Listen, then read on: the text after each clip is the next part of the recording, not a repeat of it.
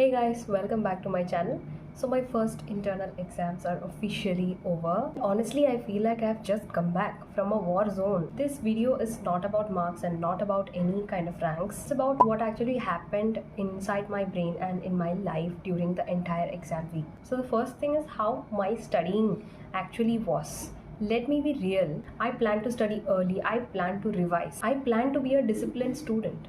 Did any of that happen? No. Instead, I studied mostly at night from 12 a.m. to 2 a.m., then woke up at 6 with a racing heart and a heavy head. I wasn't confident even. I was just surviving. There were moments I just stare at my books and thought, I just read this yesterday, then why do I feel like I've never seen this in my life?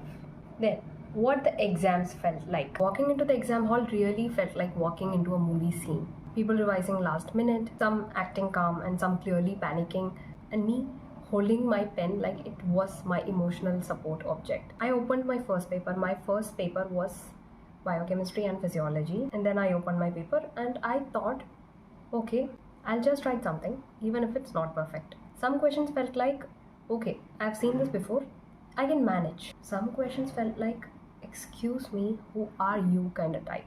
There were moments when I wrote confidently and moments when I just wrote and prayed, ma'am, please understand my intention. So then comes the mistakes I made. So before that, let me say about my internal exam pattern. There were 4 subjects and 3 papers.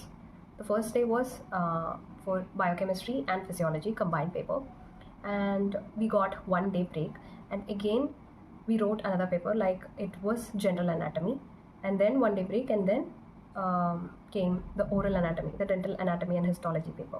Then comes the mistakes that I made. Let's talk about the mistakes because there were many. I mixed up concepts. I forgot the most important points. Actually, a shift came from the MCQ pattern. Like we attempted for the NEET exam, there were MCQ patterns, right?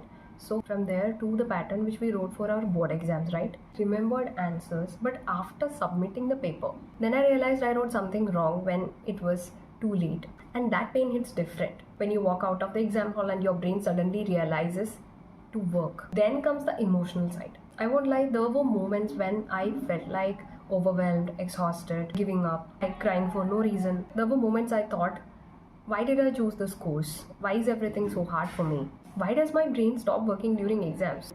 But at the same time, I didn't quit. I didn't skip any of my exams. I didn't give up. And honestly, I think that itself is something to be proud of.